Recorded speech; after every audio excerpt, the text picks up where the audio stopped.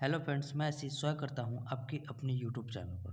Friends, जैसा कि आप सभी पता है कि इसमें जो एसएससी दिल्ली पुलिस कांस्टेबल का एग्ज़ाम हुआ था उसके आंसर की का हम लोग सोल्यूशन कर रहे हैं। ठीक है, इससे पहले हमने 14 तारीख के सारी शिफ्टों को और 15 तारीख के सारी शिफ्टों को सोल्यूशन कर दिया है।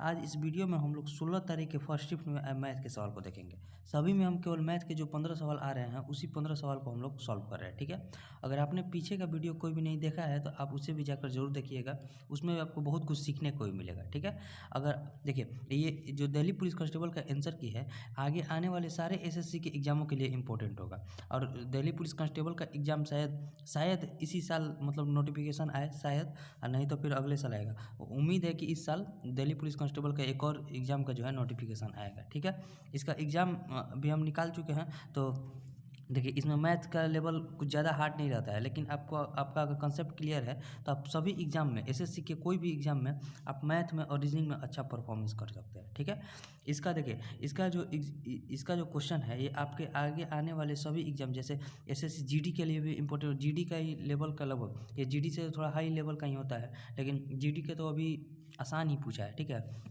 इसमें हम लोग देखिए 14 तारीख की सारी शिफ्टों को करा दिए हैं, 15 तारीख के से भी 1 2 3 तीनों शिफ्ट हो चुका है। अब हम लोग आज 16 तारीख के फर्स्ट शिफ्ट में एमएस के सवाल को देखेंगे, तो पूरा वीडियो जरूर देखिएगा, इसमें आपको बहुत कुछ सीखने को मिलेगा। तो चलिए पहले 16 तारीख के हम लोग शिफ्ट फर्स्ट को निकालते हैं। देखिए ये हमारा 16 तारीख का शिफ्ट फर्स्ट है। शिफ्ट फर्स्ट देखिए ये 9 से लेकर 10:30 डेढ़ घंटा का एग्जाम होता है, जिसमें लगभग 100 सवाल होते हैं। 100 सवाल हम आपको बार बार बताए थे। देखिए जिसमें 15 मैथ के सवाल होते हैं, 25 रीजनिंग के सवाल होते हैं, 50 जीके के सवाल होते हैं और 10 जो है कंप्यूटर के सवाल होते हैं। यहीं आपके टोटल 100 प्रश्न होते हैं। ठीक है, जिसमें आपको टाइम मिलता है डेढ़ घंटा यानी कि 90 मिनट का। तो आपको काफ़ी टाइम मिल जाता है, क्योंकि इन दोनों सेक्शन में आपको ज़्यादा टाइम नहीं लगता है। ज़्यादा टाइम लगने वाला जो है मैथ और रीजनिंग ही है। अगर आप मैथ में अच्छा आपका कंसेप्ट क्लियर है, देखिए मैथ को आप कोशिश कीजिए कि जितना शॉर्ट मतलब कम से कम टाइम में आप मैथ को बना दीजिए, क्योंकि मैथ में टाइम जो है, मैथ का टाइम आप बचाकर रीजनिंग में लगा सकते हैं। यहाँ तो आपको काफ़ी टाइम मिल जाता है, लेकिन जीडी में आपको केवल 60 मिनट ही समय मिलता है। और अगर आपका मैथ में कंसेप्ट क्लियर है तो आप मैथ में कम टाइम लीजिएगा, रीजनिंग में ज़्यादा टाइम कभी कभी चला जाता है अगर एक दो क्वेश्चन थोड़ा लेवल का आ गया तो। ठीक है, तो इसमें हम लोग देखिए क्या करेंगे, इसमें हम मैथ के सवाल को देखेंगे किस प्रकार से इसमें क्वेश्चन पूछा गया है। तो चलिए पहले मैथ वाले सेक्शन को हम लोग निकाल लेते हैं। देखिए ये 16 तारीख के फर्स्ट शिफ्ट का मैथ का सेक्शन जो है हमारा आ चुका है, न्यूमेरिकल एबिलिटी। ठीक है, इसमें क्वेश्चन नंबर 1 से स्टार्ट करेंगे। पूरा वीडियो जरूर देखिएगा। देखिए अगर आपको वीडियो अच्छा लगेगा या समझ में आएगा तो इसे शेयर जरूर कीजिएगा, ताकि और लोगों के पास भी पहुंच सके। तो देखिए अब हम लोग क्वेश्चन पढ़ते हैं। क्वेश्चन क्या कर रहा है कि एक 300 मीटर लंबी ट्रेन अपनी लंबाई से 5 गुना बड़े प्लेटफॉर्म को 7 मिनट 40 सेकंड में पार करती है। तो ट्रेन की चाल हमें बताना है। देखिए ये 300 मीटर ट्रेन की लंबाई है। ठीक है, 300 मीटर ट्रेन की लंबाई है। प्लेटफॉर्म की लंबाई जो है ट्रेन की लंबाई के 5 गुना है, यानी कि प्लेटफॉर्म का लंबाई कितना हो जाएगा, ये अगर ट्रेन का लंबाई है तो प्लेटफॉर्म का लंबाई इसका 5 गुना कितना हो जाएगा, 1500 मीटर। 1500 मीटर हो जाएगा ना। अब देखिए हमसे ट्रेन की चाल पूछा जा रहा है, तो ट्रेन का जो स्पीड होगा, स्पीड बराबर क्या होता है, डिस्टेंस अपॉन टाइम। जितना उसने डिस्टेंस तय किया होगा, जितना उसने टाइम लगाया होगा उस डिस्टेंस को तय करने में। ठीक है, यहाँ देखिए 300 मीटर ट्रेन की लंबाई है और 1500 मीटर प्लेटफॉर्म की लंबाई है। तो जब ट्रेन किसी प्लेटफॉर्म को पार करेगी तो अपनी लंबाई को तो पार करेगी ही करेगी, साथ में उस प्लेटफॉर्म की लंबाई को भी उसे पार करना पड़ेगा। यानी कि ट्रेन ने कितना डिस्टेंस तय किया, तो 300 अपनी लंबाई और 1500 प्लेटफॉर्म की लंबाई, यानी कि टोटल 1800 डिस्टेंस को तय किया। ठीक है, टाइम कितना ले रही है, टाइम ले रही है 7 मिनट 40 सेकंड। 7 मिनट 40 सेकंड को हम क्या लिख सकते हैं, तो 7 मिनट को लिख सकते हैं 420 सेकंड लिख सकते हैं ना। 7 मिनट को 60 से गुना करके और प्लस 40 सेकंड, तो कितना हो जाएगा टोटल, 420 में 40 को जोड़ेंगे कितना हो जाएगा, 460, यानी कि 460 सेकंड का जो है समय ले रही है। ये हमारा स्पीड आ गया। ऊपर आ गया डिस्टेंस, नीचे आ गया टाइम। डिस्टेंस अपॉन टाइम बराबर स्पीड हो गया। 10 से 10 कटा दीजिए, इसको कटाएंगे तो 2 से कटाएंगे तो 23, और 2 से इसको कटाएंगे तो कितना हो जाएगा 90। 90 बटा 23 को क्या लिख सकते हैं, 23 तिया 69, 23 तिया 69, 69 में 21 को जोड़ेंगे तो कितना हो जाएगा 90, 90 बटे में 23, यानी कि इसको हम लिखेंगे 3.21 बटा में 23 मीटर पर सेकंड जो हो जाएगा हमारा राइट आंसर हो जाएगा। 3.21 बटा में 23 किस ऑप्शन में है, भैया ऑप्शन 2 में है, तो ऑप्शन 2 जो हो जाएगा हमारा राइट आंसर हो जाएगा। ठीक है, उम्मीद करता है समझ में आ गया होगा। देखिए इसे आप ध्यान में रखिएगा, स्पीड बराबर होता है डिस्टेंस अपॉन टाइम। और कोई भी ट्रेन किसी प्लेटफॉर्म या फिर किसी पुल को पार करेगी तो अपनी लंबाई और उस प्लेटफॉर्म या फिर पुल की लंबाई दोनों को पार करेगी, और जब किसी पोल को पार करेगी तो केवल अपनी लंबाई को तय करेगी। ठीक है, उम्मीद करता है वो समझ में आ गया होगा। अब देखिए जो नेक्स्ट क्वेश्चन है, क्वेश्चन नंबर सेकंड क्या कर रहा है, 9500 की राशि चक्रवृद्धि ब्याज पर 2 वर्षों में इतना हो जाती है तो ब्याज की दर हमें बताना है। ब्याज की दर हमें बताना है। देखिए समझिए, 2 वर्ष है ना, ये मूलधन है 9500 और अमाउंट कितना हो गया 11,704 रुपया 95 पैसा। देखिए 9500 को हम 9500 लिख लेते हैं, 9500 समझिए, रेशियो में कितना हो जाएगा 11,704 रेशियो 95, ठीक है, रेशियो 95 हो जाएगा। इस सॉरी रेशियो कर पॉइंट को हटाएंगे तो इधर 2 जीरो और हो जाएगा, 2 जीरो और कर दिए। अब देखिए इसे कटाइए, 19 से कटाएंगे तो कितना मर्द में कटेगा, तो 19 पर 95, 5 पर 4 जीरो, 50,000 हो जाएगा, 5 पर 4 जीरो। अरे सी 19 से इसको कटाइए, 19 छक्का 114, 3 जीरो, 19 एकम 19, 11 4, 19 11 4 तो 19 छक्का 114, 0 5, ये इतना से कटेगा 61,605 से।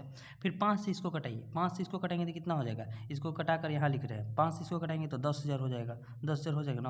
अब 5 से इसको कटाएंगे तो कितना हो जाएगा, 5 देखिए 12 पंजे 60, 12 पंजे 60, 1 6 5 3 15, 1 जीरो, 5 दूनी का 10 यानी कि 1। अब देखिए, अब 2 वर्ष का रहे ना, 2 वर्ष कहने का अर्थ है इन दोनों का रूट निकालना पड़ेगा। जैसे ही हम रूट निकालेंगे तो 1 वर्ष का अंतर आ जाएगा, और 1 वर्ष में जो होता है CI और SI हमारा बराबर होता है, ठीक है, इस बात को ध्यान में रखिएगा। 1 वर्ष के अंतर में जो है जितना CI आएगा उतना ही SI आएगा, क्योंकि 1 वर्ष में ब्याज पहला ब्याज ही प्राप्त होगा, फिर उसके बाद ना ब्याज पर ब्याज प्राप्त होगा तो CI हमारा बड़ा होते चला जाएगा, ठीक है। तो यहाँ से इसका रूट निकालेंगे तो 10,000 का जो होता है वर्गमूल हमारा 100 होता है, और 1 2 3 मतलब 12,321 का जो हमारा वर्गमूल होता है 111 होता है। कैसे होता है अगर आपको देखिए याद है तो ठीक है, नहीं तो आपको 11 का रूल बताते हैं। देखिए जैसे 11 का स्क्वायर है, 11 का स्क्वायर जैसे ही हमें करना होता है तो ये 1 और 1 कितना 2 बार है ना, तो इसको लिखेंगे 1 2 और फिर इसी को दोहरा देंगे, मतलब घटाते हुए चल जाएंगे। उसी तरह मान लीजिए 111 है, 111 का स्क्वायर कैसे लिखेंगे, तो ये 3 1 है ना, तो इसको लिखिए 1 2 3 तक लिखेंगे और फिर घटते हुए चल जाएगा 2 1 तक, यानी कि 111 का स्क्वायर कितना होता है 3 1 12,321 होता है। अब देखिए 100 रुपये की राशि 111 हो गई तो कितना रुपये का ब्याज मिला, 11 रुपये का ब्याज मिला। किस पर मिला है, तो इस 100 पर मिला है। परसेंट में बताना है तो गुना 100 करना पड़ेगा, 0 से 0 100 से 100 कट गया तो कितना परसेंट, 11% का जो है उसका रेट होगा, यानी कि 11% उस पर ब्याज दर होगा। ब्याज दर का मान कितना आ गया 11%। किस ऑप्शन में दिया है, तो ऑप्शन नंबर सेकंड में दिया है, तो ऑप्शन सेकंड जो हो जाएगा हमारा राइट आंसर हो जाएगा, ठीक है। उम्मीद करते हैं आपको समझ में आ गया होगा। अब देखते हैं नेक्स्ट क्वेश्चन को, क्वेश्चन नंबर थर्ड। क्वेश्चन देखिए, क्वेश्चन नंबर 3 क्या कर रहा है कि y का मान x से 20% अधिक है। यदि किसी समान संख्या को x और y में जोड़ा जाए तो x का मान इसके पिछले मान का 3/2 गुना हो जाता है, तब y का नया मान इसके पिछले मान का कितना गुना होगा। देखिए बहुत बढ़िया क्वेश्चन है। यहाँ से देखिए x और y का पहले हमें रेशियो दिया हुआ है, 20% को हम क्या लिखेंगे, तो कहिएगा 1/5 लिख दीजिएगा। अगर x का मान 5 है तो उसमें 1 की वृद्धि से y है, y का मान 20% अधिक है, यानी कि y का मान कितना हो जाएगा 6। अब कह रहा है कि x और y में कुछ जोड़ा जा रहा है जिससे x का मान जो है पिछले मान का 3/2 गुना हो जाएगा। तो इसका 3/2 गुना कितना हो जाएगा, तो 3/2 गुना हो जाएगा इसका, देखिए गुना कीजिए, 5 3 15/2 यानी कि 7.5 हो जाएगा। अब देखिए x में हम कुछ जोड़ रहे हैं तो 7.5 में आ रहा है, 7.5 आ रहा है, तो x में क्या जोड़ेंगे कि 7.5 आ जाएगा, तो कहिए 2.5 जोड़ दीजिएगा तो 7.5 आ जाएगा, ठीक है। तो वही संख्या को हमें समान संख्या को दोनों में जोड़ना है, तो इसमें भी 2.5 की वृद्धि कर देंगे। जैसे ही 2.5 की वृद्धि करेंगे कितना हो जाएगा, 6 में 2.5 जोड़ेंगे कितना हो जाएगा 8.5 हो जाएगा, यानी कि y का मान आ गया 8.5, ठीक है। अब करें कि अब y का मान इसके पिछले मान का कितना गुना है, y का अब मान कितना है, तो कहिएगा 8.5 है। पिछला मान कितना था, तो 6 था, तो 6 का कितना गुना था, तो बस निकाल दीजिए। पॉइंट को हटाएंगे तो नीचे 0 हो जाएगा, 5 से कटाएंगे तो 17, और 5 से इसको कटाएंगे तो कितना हो जाएगा 12, यानी कि पिछले मान से कितना गुना हो गया, तो 17/12 गुना हो गया। 17/12 गुना किस ऑप्शन में है, तो कहिएगा ऑप्शन 2 में है, तो ऑप्शन 2 जो हो जाएगा हमारा राइट आंसर हो जाएगा, ठीक है। उम्मीद करता है आपको समझ में आ गया होगा। अब देखते हैं नेक्स्ट क्वेश्चन को, क्वेश्चन नंबर 4। क्वेश्चन नंबर 4 कर रहा है कि ए एक काम का 2/3 भाग 8 दिन में पूरा करता है, ठीक है, और बी शेष काम को 20 दिन में पूरा करता है। यदि वे दोनों मिलकर काम करते हैं तो काम कितने दिन में पूरा हो जाएगा। देखिए बहुत बढ़िया क्वेश्चन है। ए कह रहा है 2/3 भाग को 8 दिन में पूरा कर रहा है। देखिए समझिए, देखिए 2/3 भाग को पहले यहाँ समझिए, देखिए ये क्या कर रहा है, 2/3 भाग को 8 दिन में, तो जैसे ही 8 दिन कर रहे हैं तो ऊपर वाले मान को हम मान लेते हैं 8 दिन, यानी कि पूरा काम कितना दिन में करेगा, तो कहिएगा 12 दिन में करेगा। जब 2 भाग को 8 दिन में करे तो 3 भाग को कितना दिन में, 12 दिन में करेगा। उसी प्रकार 20 शेष काम को 20 दिन में कर रहा है, यानी कि अब देखिए 3 में से 2 काम कर दिया ए, तो बचा क्या हम कितना 1, और कितना कार्य था 3, यानी कि एक कार्य को कितना दिन में कर रहा है 20 दिन में, तो टोटल काम को कितना दिन में करेगा, तो कहिएगा 60 दिन में करेगा। अब यहाँ से हमारे पास निकल कर आ गया क्या, देखिए यहाँ समझिए, ए किसी काम को पूरा काम को कर रहा है 12 दिन में, और बी उस काम को पूरा काम को कर रहा है 60 दिन में, तो हमें बताना है दोनों मिलकर उस काम को कितना दिन में करेंगे। 12-60 का एलसीएम कितना हो जाएगा, तो कहिएगा 60 हो जाएगा। ए का एफिशिएंसी हो जाएगा 5 का, और बी का एफिशिएंसी हो जाएगा 1 का, ठीक है। अब टोटल 60 काम है, 60 काम को ए और बी दोनों मिलकर करेंगे तो कितना एफिशिएंसी करेंगे, तो 5 और 1 6 के एफिशिएंसी करेंगे, तो कितना दिन में काम समाप्त हो जाएगा, 10 दिन में काम समाप्त हो जाएगा।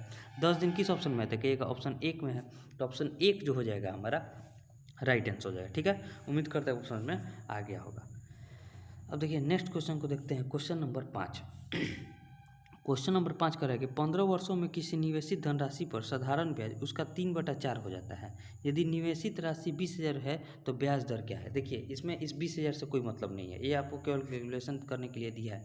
जब हमारे पास यहाँ ये मान आ ही गया तो हमें केवल रेट निकालना है, तो आसानी से निकल जाएगा। देखिए कैसे, मान लीजिए मूलधन को हम नीचे वाले मानते हैं, यानी कि पी का मान लीजिए 4 है, तो एसआई उस पर कितना प्राप्त हो गया, एसआई उस पर 3 रुपया प्राप्त हो गया, उसका 3/4 यानी कि एसआई 3 प्राप्त हो गया। टाइम हमारे पास दिया हुआ है, टाइम कितना लग रहा है इतना प्राप्त होने में, 15 वर्ष, यानी कि टी का मान 15 दिया है, तो हमें आर निकालना है, आर का मान निकालना है। तो आर बराबर क्या फॉर्मूला होता है, एसआई इंटू 100, ठीक है, एसआई इंटू 100 बटे में मूलधन गुने समय, यानी कि पी इंटू टी हो जाएगा। एसआई कितना है 3, 3 गुना 100 को लिखेंगे, अब बटे में मूलधन कितना है तो 4, 4 गुना 15 लिख दीजिए, बस कटाइए। देखिए 3 से इसको कटाएंगे कितना हो जाएगा 5, 5 के 20, 20 पंजे 100, यानी कि 5% जो हो जाएगा उसका रेट आ जाएगा। 5% किस ऑप्शन में दिया है, तो ऑप्शन नंबर 2 में दिया है, तो ऑप्शन 2 जो हो जाएगा हमारा राइट आंसर हो जाएगा, ठीक है। उम्मीद करते हैं समझ में आ गया होगा। अब अगर आप इस 20,000 को लेकर भी बनाइएगा तो आपसे आंसर जो है रेट में 5% ही आएगा, कोई दूसरा आंसर तो आएगा नहीं। तो ये सब जो होता है फालतू के लिए, आपको कैलकुलेशन बढ़ाने के लिए होता है, ठीक है। तो उम्मीद करते हैं वो समझ में आ गया होगा। अब देखिए जो नेक्स्ट क्वेश्चन है, क्वेश्चन नंबर 6। क्वेश्चन नंबर 6 का है कि जुड़वा आभास संख्या वे आभास संख्या होती है जिनका अंतर हमेशा 2 के बराबर होता है, ठीक है।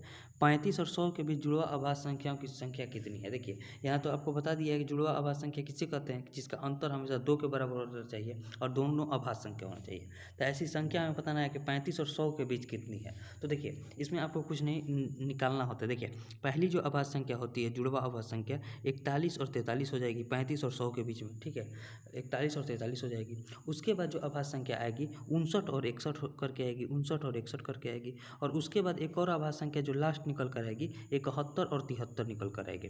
ये वैसी आभास संख्या है जो कि जुड़वा आभास संख्या है। जुड़वा आभास संख्या क्या कहते हैं, किसे कहते हैं कि दोनों के बीच का अंतर 2 होना चाहिए। यहाँ भी 2 का अंतर है और यहाँ भी 2 का अंतर है। तो ऐसी कितनी जुड़वा आभास संख्या मिली, तो कहिएगा 3 मिली। तो हमारा राइट आंसर क्या हो जाएगा, ऑप्शन 2, यानी कि ऑप्शन 2 जो हो जाएगा हमारा राइट आंसर हो जाएगा, ठीक है। उम्मीद करते हैं समझ में आ गया होगा। आभास संख्या किसे कहते हैं, जो केवल स्वयं से और 1 से विभाजित होता है उसे आभास संख्या कहते हैं। सबसे छोटी आभास संख्या जो होती है 2 होती है। सबसे छोटी विषम आभास संख्या जो होती है वो 3 होती है। 2 ही एक ऐसी आभास संख्या होती है जो कि सम संख्या होती है, ठीक है। उम्मीद करते हैं वो समझ में आ गया होगा। अब देखिए जो नेक्स्ट क्वेश्चन है, क्वेश्चन नंबर 7। क्वेश्चन नंबर 7 का वह छोटी से छोटी संख्या कौन सी है जिसे 15, 17 और 19 से विभाजित करने पर क्रमशः 4, 6 और 8 से सोल्व बचता है। देखिए बहुत बढ़िया क्वेश्चन है। 15 से विभाजित कर रहे हैं, 17 से विभाजित कर रहे हैं, 19 से विभाजित कर रहे हैं, तो हमारा शेषफल क्या बच रहा है, 15 से 4 बच रहा है और 17 से 6 बच रहा है और 19 से 8 बच रहा है। देखिए सबका अंतर बराबर होगा। 15 में से 4 को घटाएंगे तो 11, 17 में से 6 को घटाएंगे तो 11, 19 में से 8 को घटाएंगे तो 11, सबका अंतर बराबर है। और ऊपर वाले का पहले हम लोग एलसीएम निकालते हैं। तो ऊपर वाले का जब हम एलसीएम निकालेंगे तो इन सब में गुना करना पड़ेगा, 15 गुना 17 गुना 19 करना पड़ेगा। गुना कीजिए, गुना करेंगे तो कितना हो जाएगा, गुना करेंगे तो देखिए पहले 17 में 19 से गुना कीजिए, 17 9 या 53 से, यानी कि 53 से, तो हाथ में लगा 15, 17 एकम 17 और 15 32, यानी कि 323 हो जाएगा। अब इसमें गुना करना है किससे, तो 15 से गुना कीजिए। 15 3 45, हाथ में लगा 4, 15 दूनी 30 और 4 34, 15 3 45 और 3 48, 48 और 45 आ गया। और ये जो तीनों तीनों में समान शेषफल बच रहा था, इसे हम केवल 11 जो शेषफल को हम लोग माइनस कर देंगे। तो 5 में से 1 गया 4, 4 में से 1 गया 3, यहाँ 8 और 4 यानी कि 4834 जो हो जाएगा हमारा राइट आंसर हो जाएगा, जो कि ऑप्शन 2 में दिया है, तो ऑप्शन 2 जो हो जाएगा हमारा राइट आंसर हो जाएगा। ठीक है, उम्मीद करता है वो समझ में आ गया होगा। अब देखिए नेक्स्ट क्वेश्चन को देखते हैं, क्वेश्चन नंबर 8। क्वेश्चन नंबर 8 कैसे, अब देखिए जो नेक्स्ट क्वेश्चन है, क्वेश्चन नंबर 8 क्या करे, यदि राम एक पंखे का अंकित मूल्य 12% छूट प्राप्त करता है, ठीक है, पंखे के अंकित मूल्य पर, और वो 600 रुपये बचाता है। देखिए यानी कि क्वेश्चन में कह रहा है कि ये जो 12% बचा रहा है इस रुपया में जो है 600 के बराबर है। तो हमसे क्या पूछा है, राम ने पंखे के लिए कितना भुगतान किया। तो जब 12% का छूट प्राप्त कर लिया होगा तो 88% का जो है उसने भुगतान किया होगा, तो 88% का मान पूछा जा रहा है। तो क्या लिखेंगे, 600 बटे में 12 और गुना का 88। ठीक है, 12 पंजे 60 यानी कि 50 से कटेगा, 88 में 5 से गुना कीजिए, 8 पंजे 40, 8 पंजे 40 और 4 44 यानी कि 4400 रुपये जो हो जाएगा। इसके पंखा के लिए उसने कितना भुगतान किया है, 4400 रुपये, जो कि ऑप्शन ए में है। तो ऑप्शन 1 जो हो जाएगा हमारा राइट आंसर हो जाएगा। ठीक है, उम्मीद करते हैं वो समझ में आ गया होगा। अब देखिए जो नेक्स्ट क्वेश्चन है, क्वेश्चन नंबर 9। क्वेश्चन नंबर 9 कैसे बनेगा कि उस त्रिभुज का क्षेत्रफल ज्ञात करें जिसकी भुजाएं लंबाई 5 सेंटीमीटर, 6 सेंटीमीटर और 8 सेंटीमीटर, भुजाओं की लंबाई इतना है। तो यहाँ देखिए हीरोन के फॉर्मूला से बनाएंगे, पहले और परिमाप निकालना पड़ेगा। एस बराबर क्या होता है, a + b + c/2। तो जोड़िए 8 और 6 14, 14 और 5 19, 19 बटा में 2 हो जाएगा एस का मान। ठीक है, अब जो त्रिभुज के क्षेत्रफल का फॉर्मूला होता है हीरोन के फॉर्मूला से होता है एस इंटू एस माइनस का ए इंटू एस माइनस का बी इंटू एस माइनस का सी। ठीक है, एस माइनस का सी, यही होता है फॉर्मूला। अब देखिए एस पहले क्या मान निकल कर आया, 19 बटा में 2, तो 19 बटा में 2 लिख देंगे, 19 बटा में 2 लिख दीजिए। ठीक है, अब यहाँ देखिए 19 बटा 2 में से हम a को घटाएंगे यानी कि 5 को घटाएंगे। तो जैसे ही 19 बटा 2 में से 5 को पहले यहाँ लिख लेते हैं, तब आपको डायरेक्ट लिखेंगे 19 बटा 2 और माइनस का 5 हो जाएगा। ठीक है, उसी तरह यहाँ हो जाएगा 19 बटा में 2 और माइनस का कितना हो जाएगा, तो 6 हो जाएगा। और एक हो जाएगा 19 बटा में 2, यहाँ समझिए, यहाँ इसको लिख रहे हैं नीचे में 19 बटा में 2 और माइनस का सी का मान कितना है, 1 मिनट, 19 बटा में 2 और माइनस का सी का मान कितना है, तो 8। अब इसको डायरेक्ट लिखिए, अब डायरेक्ट लिखेंगे तो क्या लिखेंगे, यहाँ हो जाएगा बटे में 19 बटे में 2। ठीक है, और गुना का जो हो जाएगा 19 में से 10 घटेगा तो क्या बचेगा, 9 बटा में 2 हो जाएगा। जब इसका एलसीएम निकलेगा तो 10 हो जाएगा। उसी तरह 19 में से 12 घटेगा तो क्या बचेगा, 7 बटा में 2 बचेगा। और 19 में से 16 घटाएंगे तो कितना बचेगा, 3 बटा में 2 बचेगा। अब देखिए, अब यहाँ देखिए 1 2 3 4, 4 ठो 2 है तो नीचे में 2 ठो 2 निकल जाएगा, यानी कि नीचे में बचेगा 4, रूट से बाहर निकल जाएगा। यहाँ 9 को रूट से बाहर निकाल देंगे तो 3 हो जाएगा। और यहाँ रूट ओवर देखिए, यहाँ है देखिए 19, 19 देखिए यहाँ 19 है, यहाँ 7 है और यहाँ 3 है। तो 19 देखिए 7 तेरी 21, 21 में जब 19 से गुना करेंगे तो कितना हो जाएगा, 21 में जब 19 से गुना कीजिए, गुना करके देखिए, देखिए गुना करके देखेंगे कितना हो जाएगा, 7 तेरी 21 यानी कि 19 और गुना इसको क्या लिखेंगे, 21 लिखेंगे ना, 21 गुना कीजिए 3 और रूट का 19, 19 से कम 19, हाथ में लगा कितना, हाथ में लगा 1, 19 दूनी 38 और 1 39 यानी कि 399 हो गया। 399 और बटे में 4 हो जाएगा।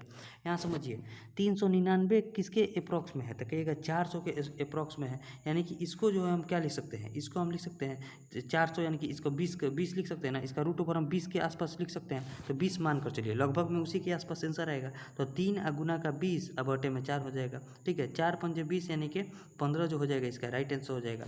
15 के आसपास कौन सा ऑप्शन में, तो एक ही ऑप्शन है 14.98, एकदम 15 के करीब है ना, क्योंकि ये 399 जो है 400 के एकदम करीब है। तो यहाँ से जो राइट आंसर निकल कर आएगा 15 के एकदम करीब निकल कर आएगा, जो कि ऑप्शन 2 में है। तो ऑप्शन 2 जो हो जाएगा हमारा राइट आंसर हो जाएगा। ठीक है, उम्मीद करते हैं वो समझ में आ गया होगा। इसमें कुछ करना नहीं था, आपको थोड़ा बहुत अप्रॉक्स का मान भी लेकर चलना पड़ेगा। ठीक है, अब देखिए नेक्स्ट क्वेश्चन जो है क्वेश्चन नंबर 10। क्वेश्चन नंबर 10 को समझते हैं। क्वेश्चन नंबर 10 में जो है हमारा एवरेज निकालना है, सबको जोड़ना है फिर एवरेज निकालना है। लिख दीजिए पहले संख्या को, यहाँ 4 है, यहाँ 3 है, यहाँ फिर 7 है, 7 के बाद माइनस का 3 है, फिर 0 है तो 0 को जोड़ दीजिए, फिर माइनस का 5 है तो -5 लिख देंगे, फिर माइनस का 7 है तो -7 लिख देंगे। ठीक है, फिर प्लस का 5 है, प्लस का 5 लिख देंगे, फिर माइनस का 6 है तो माइनस का 6 लिख देंगे, फिर 0 है तो 0 लिख देंगे, फिर माइनस का 4 है प्लस का 6 है, माइनस का 4 और प्लस का 6 6, ठीक है। अब संख्या कितना है टोटल, संख्या गिनिए 1 2 3 4 5 6 7 8 9 10 11 12, यानी टोटल संख्या कितना है तो 12 है, तो 12 लिख देंगे। अब देखिए जोड़िए 4 और 3 7, 7 और 7 14, पहले प्लस वाले सीन को जोड़ रहे 14 हो गया, फिर प्लस में 14 और 5 19 19 19 19 19 19 19 और 6 25, यहाँ 25 आ गया। 25 अब माइनस का कितना हो जाएगा, माइनस वाले को जोड़िए 3 अब 5 8 8 और 7 15 15 और 6 21 21 और 4 कितना होता है 25, यानी कि 25 माइनस 25 बट्टे में 12 हो गया, तो ये तो कट गया, तो जीरो हो जाएगा इसका एवरेज। एवरेज इसका जीरो निकल करेगा, यानी कि ऑप्शन डी जो है हमारा राइट आंसर हो जाएगा, ठीक है। एवरेज बराबर क्या होता है कि योग और बटे में संख्या। उम्मीद करते हैं वो समझ में आ गया होगा। अब देखिए नेक्स्ट क्वेश्चन जो है क्वेश्चन नंबर 11। क्वेश्चन नंबर 11 को समझिए। क्वेश्चन करे कि एक दूसरे की असहअभाज्य संख्या, मतलब अभाज्य संख्या है। 3 संख्याएं इस प्रकार है कि प्रथम 2 संख्याओं का गुणनफल 391 और अंतिम 2 संख्या का गुणनफल जो है 943 है। तो मध्य वाली संख्या बताना है। देखिए मान लीजिए 3 संख्या अभाज्य है ए बी और सी। यहाँ ए बी का गुणनफल कितना है, तो ए बी का गुणनफल है 391, ठीक है। और बी सी का गुणनफल कितना है, अंतिम 2 संख्या यानी कि बी और सी का गुणनफल कितना है तो 943 है। दोनों में कॉमन क्या है, बी, यानी कि बीच वाली संख्या जो है हमारा कॉमन है। तो बीच वाली जो संख्या होगी वो दोनों को विभाजित करनी चाहिए। पहला ऑप्शन है 17। 17 से जब हम इसको कटाएंगे तो 17 दूनी 34 5 1, ये तो कट जाएगा। लेकिन 17 से इसको कटाएंगे तो कितना, 17 पंजे 85, 17 पंजे 85 9 3, ये नहीं कटेगा, तो ये हमारा राइट आंसर नहीं होगा। उसी तरह आपको जब चेक कीजिएगा तो 23 ही एक ऐसी संख्या बचेगी जो कि 391 को भी काटेगी और 943 को भी काटेगी। तो इस प्रकार के क्वेश्चन को हम ऑप्शन से बनाते हैं ताकि हमारा जो है आसानी हो। तो यहाँ जो हमारा राइट आंसर निकल कर आएगा ऑप्शन 2 निकल कर आएगा, जो कि हमारा राइट आंसर हो जाएगा, ठीक है। उम्मीद करते हैं वो समझ में आ गया होगा। अब नेक्स्ट क्वेश्चन देखते हैं, क्वेश्चन नंबर 12। क्वेश्चन नंबर 12 कह रहा है कि एक व्यक्ति अंकित मूल्य पर 25% की छूट पर एक कार खरीदता है, ठीक है, और इसे अंकित मूल्य से 20% अधिक पर बेचता है। वास्तविक लाभ प्रतिशत कितना है। देखिए पहले अंकित मूल्य पर 25% की छूट पर एक कार खरीदा, ठीक है, तो 25% छूट पर कार खरीदा और अंकित मूल्य से 20%। एक यहाँ देखिए, सॉरी, एक यहाँ देखिए, एक एमपी है, एक एसपी है और एक क्या है सीपी है, सीपी है, ठीक है। वो 100 रुपया उसका अंकित मूल्य है, तो उसने कितना 25% का छूट प्राप्त किया, यानी कि 75 रुपये में उसने खरीदा था और बेचा कितना में, तो अंकित मूल्य से 20% अधिक पर, यानी कि अंकित मूल्य से 20% अधिक कितना हो जाएगा 120 पर जो है उसने बेचा, ठीक है। अब देखिए 75 रुपये में खरीद कर लाया था, 120 रुपये में बेच रहा है, तो कितना का प्रॉफिट कमा रहा है, तो कहेगा कि 25 और 20 45 का प्रॉफिट कमा रहा है। किस पर कमाएगा, तो उसके लिए सीपी तो ये है, तो 75 पर कमा रहा है, ठीक है, और गुना 100, ठीक है, गुना 100। 15 से कटाएंगे तो 5, सॉरी 25 से कटाएंगे तो 3, अब 25 से इसको कटाएंगे तो 4 हो जाएगा, 3 से इसको कटाएंगे तो 15, 15 चौका कितना होता है 60%, यानी कि 60% का जो है वो प्रॉफिट कमा रहा है। 60% का प्रॉफिट किस ऑप्शन में है, तो ऑप्शन नंबर 1 में है, तो ऑप्शन 1 जो हो जाएगा हमारा राइट आंसर हो जाएगा, ठीक है। उम्मीद करते हैं वो समझ में आ गया होगा। अब देखिए जो नेक्स्ट क्वेश्चन है, क्वेश्चन नंबर 13। क्वेश्चन करें एक शंकु की त्रिज्या और ऊंचाई का दिया है 4 सेंटीमीटर और 3 सेंटीमीटर, शंकु का आयतन बताना है। तो ये शंकु के जो आयतन का फॉर्मूला होता है क्या होता है, 1/3 पाई आर स्क्वायर एच। ये तो काफ़ी आसान कर दिया है क्योंकि यहाँ पाई का मान भी नहीं कुछ रखना है, ठीक है। यहाँ क्या लिखेंगे 1/3, पाई की जगह पाई लिखेंगे, आर स्क्वायर की जगह कितना हो जाएगा 4 का स्क्वायर यानी कि 16, और एच की जगह क्या लिखेंगे, एच की जगह 3 यानी कि 3। 3 से ये 3 कट गया तो हमारा आंसर क्या निकल कर आ गया 16 पाई। 16 पाई किस ऑप्शन में है, तो ऑप्शन नंबर 4 में है, तो ऑप्शन 4 जो हो जाएगा राइट आंसर हो जाएगा, ठीक है। उम्मीद करता है वो समझ में आ गया होगा। अब देखिए next question, question number 14। Question number 14 कैसे बनेगा कि वेणु ने शेयरों में एक निश्चित धनराशि का निवेश किया। शेयरों में पहले दिन 25% की वृद्धि हुई और दूसरे दिन 8% की गिरावट हुई और अगले दिन 10% की फिर गिरावट हुई, तो वेणु को कितना परसेंट लाभ या हानि हुआ। पहले देखिए 25% का वृद्धि हुआ है, फिर 8% का गिरावट हुआ है, ठीक है। तो माइनस कितना हो जाएगा 25 गुना का 8 बटे में 100 हो जाएगा, ठीक है। ये सक्सेसिव लगा दिया, 25 में से 8 गया तो कितना बचा है 17, 8 25 होता है, ठीक है। माइनस का 25 8 है 200, तो ये 2 से कटेगा तो 2 हो गया। 17 में से 2 गया तो कितना ओवरऑल 15% का यहाँ प्रॉफिट हो रहा है। फिर अब 15% और 10% पर हम सक्सेसिव लगाएंगे, तो लगाइए 15% का वृद्धि हो रहा है, 10% का गिरावट हुई, अब माइनस का 15 और गुना का 10 और बटे का 100 हो जाएगा, ठीक है, बटे का 100 हो जाएगा। 15 में से 10 गया कितना बचा 5, और माइनस 1 0 से 1 0 कटाएंगे तो 15 15/10 को क्या लिखेंगे 1.5, 5 में से 1.5 को घटाएंगे कितना हो जाएगा 3.5%। प्लस का साइन बता रहा है कि वृद्धि हुई है, तो 3.5% का जो है उसमें लाभ हुआ है, जो कि ऑप्शन 2 में है, तो ऑप्शन 2 जो हो जाएगा हमारा राइट आंसर। प्लस का साइन बता रहा है कि लाभ हो रहा है और माइनस का साइन आता है तो हमें हानि का मान बताता है, ठीक है। यहाँ जो हमारा राइट आंसर क्या निकल कर आएगा, ऑप्शन बी हो जाएगा, ऑप्शन बी जो हो जाएगा हमारा राइट आंसर हो जाएगा, ठीक है। अब आज के लास्ट क्वेश्चन को देखते हैं, क्वेश्चन नंबर 15।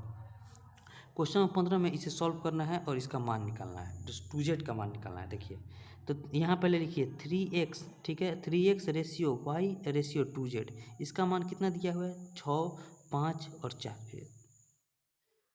6, 5 और 4, ठीक है। अब यहाँ से देखिए जब हम x, y और z का रेशियो निकालेंगे तो कितना हो जाएगा, इसमें 3 से इसमें भाग देंगे तो ये हो जाएगा 2, ये y के है तो y लिख देंगे, z में 2 से भाग देंगे तो ये हो जाएगा 2, सॉरी यहाँ y नहीं होगा, y का मान जो है वो होगा, ठीक है। यहाँ y का मान कितना दिया है तो 5, तो 5 हो जाएगा। अब हमसे क्वेश्चन क्या करेंगे 5x - 3y + 4z, तो 5x की जगह क्या लिखेंगे तो 5 दूनी का 10 हो जाएगा, ठीक है। x का मान 2 है तो -3y, तो 3 × 5 = 15 हो जाएगा, अब प्लस 4z तो 4 दूनी का 8 हो जाएगा, बराबर किसके है तो 48 के है, ठीक है, 48 के है। तो यानी कि यहाँ से देखिए 10 और 8 18, 18 में से 15 गया कितना बचा 3, 3 का मान किसके बराबर आ गया 48 के बराबर, तो 1 का मान किसके बराबर आ जाएगा 16 के बराबर। तो हमसे क्या पूछ रहा है कि 2z का मान, 1z का मान 2 है तो 2z का मान कितना हो जाएगा 4, 4 का मान पूछा जा रहा है, तो 16 में 4 से गुना कर देंगे कितना हो जाएगा 16 चौके 64, 64 जो हो जाएगा हमारा राइट आंसर हो जाएगा, जो कि ऑप्शन डी में है, तो ऑप्शन डी जो हो जाएगा राइट आंसर हो जाएगा, ठीक है। उम्मीद करते हैं क्वेश्चन में आ गया होगा। टोटल हम आपको 15 क्वेश्चन बना दिए हैं। अब आगे जो है आगे के शिफ्टों को सॉल्व करेंगे। अगर आपको इसमें किसी भी क्वेश्चन में डाउट होगा तो उसे कमेंट कीजिएगा, हम उसे बताने का पूरा प्रयास करेंगे। पूरा कोशिश करते हैं कि आपको कहीं भी डाउट ना रहे, फिर भी अगर डाउट रहेगा तो उसे कमेंट कीजिएगा, हम बताने का प्रयास करेंगे, ठीक है। अब मिलेंगे नेक्स्ट वीडियो में अगले शिफ्ट के सोल्यूशन के साथ। तब तक के लिए जय हिंद।